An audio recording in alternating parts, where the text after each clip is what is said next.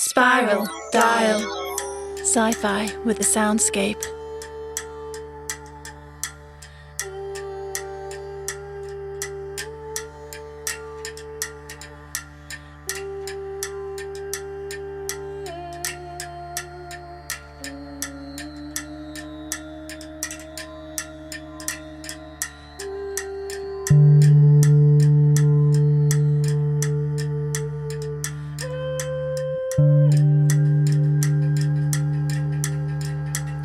Erupt. The pressure surrounding Jessica made it impossible for her to think clearly. In pushing outward to keep her bubble safe, she could feel herself changing.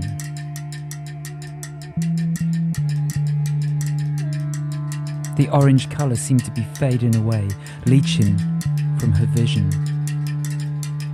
A maze of curved outlines lay before her. Outlines of people emerged from behind these lines. They seemed at once nearby and far, very far away. Occasionally, she could catch their voices.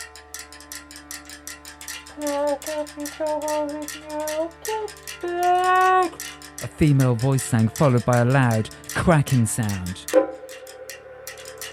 Octopus! Octopus!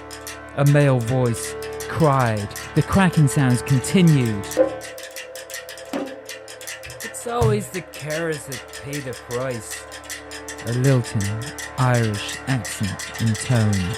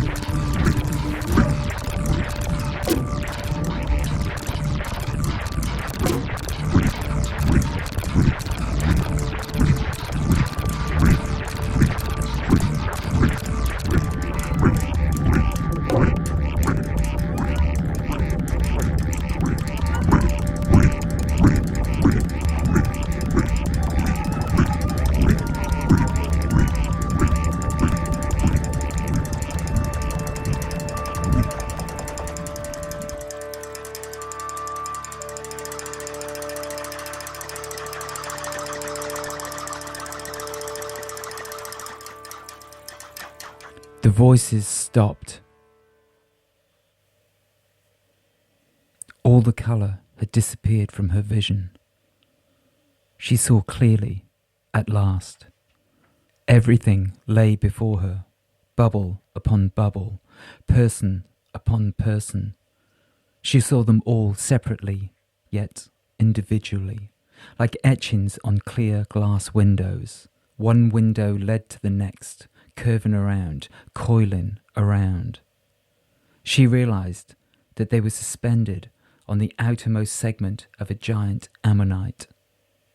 At the centre of the ammonite was a bubble, the only part of her surroundings that was not clear to her. Dull and impenetrable it was, like a rough diamond. A resonant voice sang from the bubble, a sound both shrill and glorious to behold. Jessica heard the words, and somehow the meaning was clear to her, although the language seemed strange.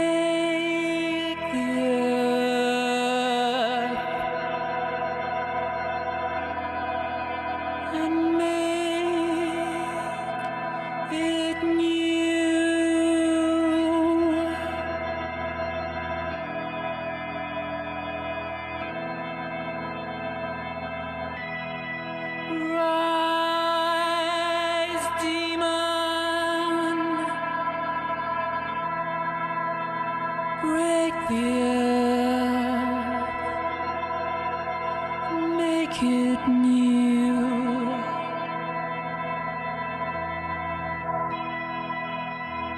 Tell the shiveries,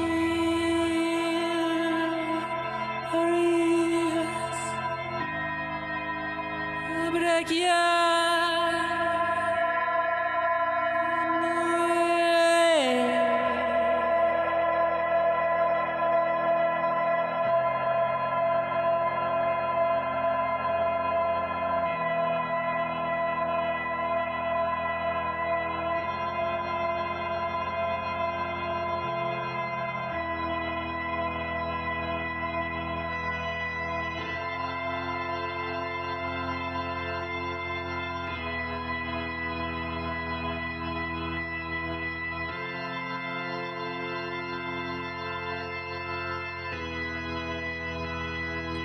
Rise, demon, break the earth and make it new.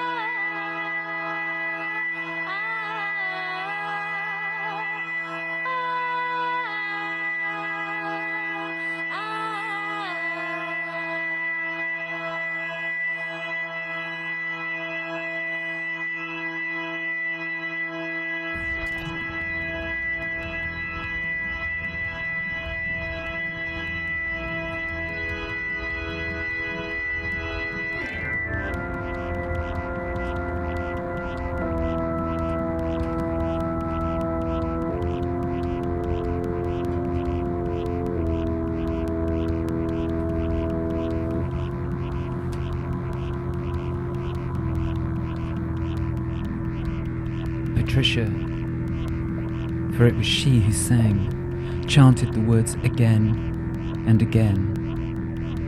The sound echoed around the chamber, casting a spell of peace and calm in its wake.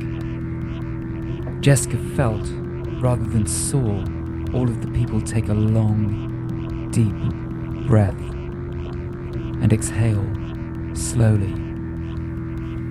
All except one. What on earth is this bullcrap? Archie said.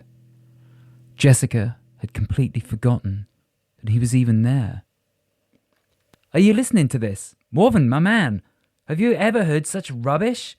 I think we could show them how it's done. Pyrope began dancing in her container. No, stop them, Jessica. They're going to disrupt every... She had not had time to finish her sentence when both Archie and Morven burst out into song, singing a single word at very slightly different pitches. Octopus! Archie blinked before casting a wide grin upwards in Jessica's direction. It's working. He turned to face Morven, grabbing him by the shoulders in delight. Did you hear that, Morven, my man? I finally got my voice back. Well, kind of. I mean, it's a little pitchy, but look, let's keep jamming, shall we? The audience seemed to be quite captivated. Stop them, Jessica, Pyrope insisted. Her colours shone brightly, casting reflections around the bubble. The light drew Archie's attention. He inspected Pyrope's container, lifting it high in the air. Look, we've got ourselves a disco ball. This can mean only one thing, Morven, my man. Let's party! He placed Pyrope in the very centre of the room on top of a large rock and proceeded to strike a pose. Give me a beat! Morven, energised, grasped a long, thin metal instrument and started tapping out an insistent rhythm. The more Pyrope remonstrated, the faster she flashed and the faster Morven played. Archie had found a long tube and was blowing into it, making some extremely strange and discordant sounds.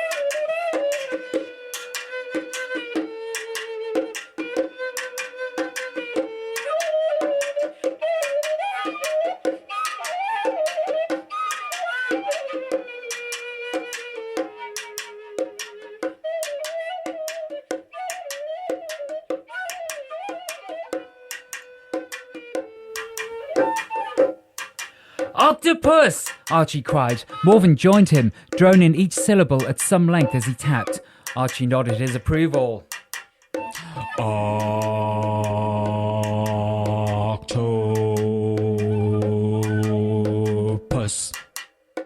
Jessica wondered idly why they were singing about octopuses. There couldn't be many of them to be found down here. Melt! Archie picked up Pyrope's container and started waving it above his head. Put me down, sister! Get this madman off me, Pyrope said. There's really nothing I can do, Jessica replied. Anyway, if we're all going to die, might as well enjoy ourselves, right? Flow! Archie passed Pyrope to Morven, who started scraping the side of the container itself. Ow! Get off me, you idiot! Pyrope cried. Sister, in case you haven't noticed, I'm not enjoying this. Prison! Now they're onto something. I've been in prison for years. Years, I tell you. In prison with idiots for over a decade. And now they're dancing on me. Prison!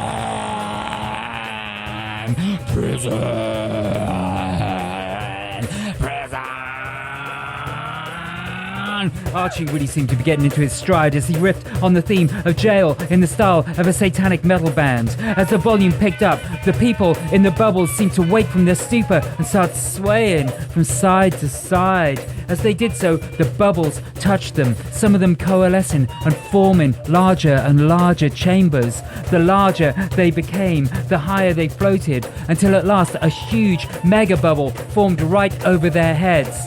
There appeared to be hundreds of people inside, all of them dancing and jumping around to the beat. As they jumped higher, Jessica could feel every vibration. The more they jumped, the more Jessica felt it. With each beat, her whole body tingled. And as the large bubble expanded, it drew closer to them. Jessica could make out the figures of every occupant. Every one of them had a large belly and long, straggly hair. They danced with an oddly waddling gait, some of them dropping to their hands and knees and swaying from side to side as the beat intensified.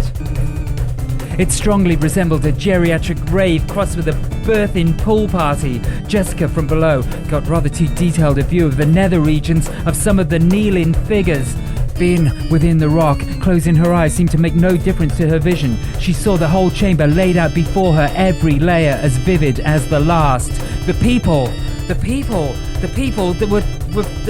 were pregnant and giving birth, all of them within the bubble, all of them at once, in an orgy of reproduction. There were so many screaming in pain, and she could not help them. It was all she could do to hold her own bubble together. Puddles of red blood stained the floor of the bubble above her, and the dancers' feet painted a gruesome pattern with it. Jessica watched in horror. She saw the outline of the Colonel's face forming and was powerless to look away. The bubble was close, too close. She felt herself about to merge with it when the singing voices of Archie and Morven rose in pitch once more, and all of the movement stopped. The pressure seemed to lift from above her, drawing them all upwards in a flash.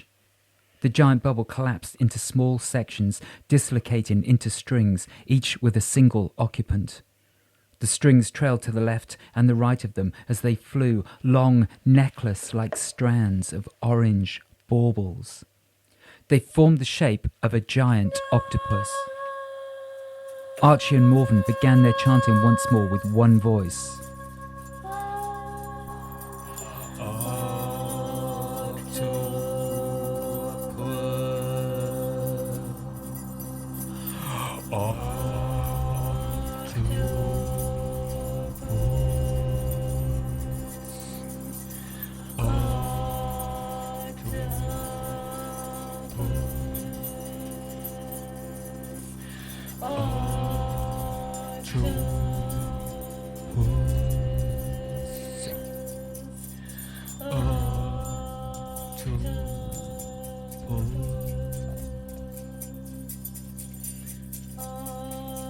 Below her, in the bubble, she could see them sprawled out on the floor, limbs interlocked as they produced the most unbelievably joyous racket, completely oblivious of the chaos they were causing outside. Jessica just concentrated on holding everything together.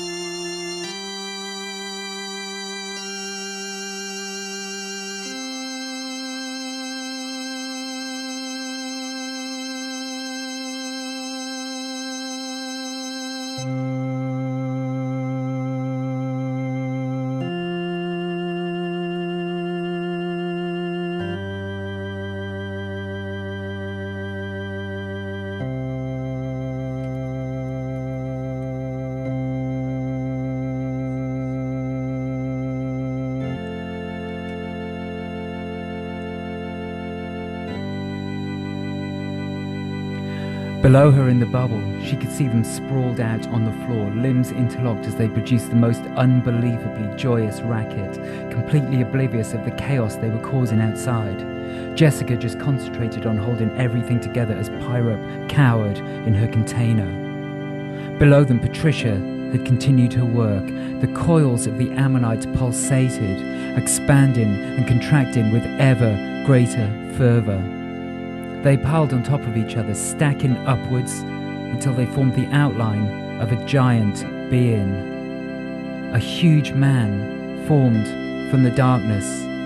It grew bigger the faster they flew upwards, as if made from air rather than rock, and the shadows where its face might have been became darker and more threatening. As it grew, the sound returned, a creaking and soaring deep in the earth.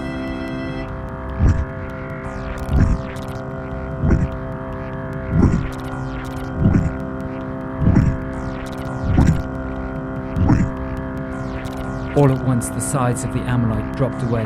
Thick cords of blackness whipped upwards, casting around indiscriminately, amputating one of the octopus's arms. As the dark met the orange, they merged into a white haze. Only a faint echo of a scream reached Jessica's ears, followed by a faint popping sound. Archie and Morven seemed to sense that something was happening. A bright organ was heard, striking a repeated major chord which rang throughout the chamber with a triumphal tone. Louder and louder it became until the creaking was only a faint echo in comparison. Jessica felt their upwards movement slow. They were hovering in thin air. The arms of the octopus trickled down, cascading down around their bubble and forming one huge tentacle of orange. Down and down it plunged and shone its bright light into the heart of the ammonite. The orange tentacle met the black heart, and all of the sound stopped.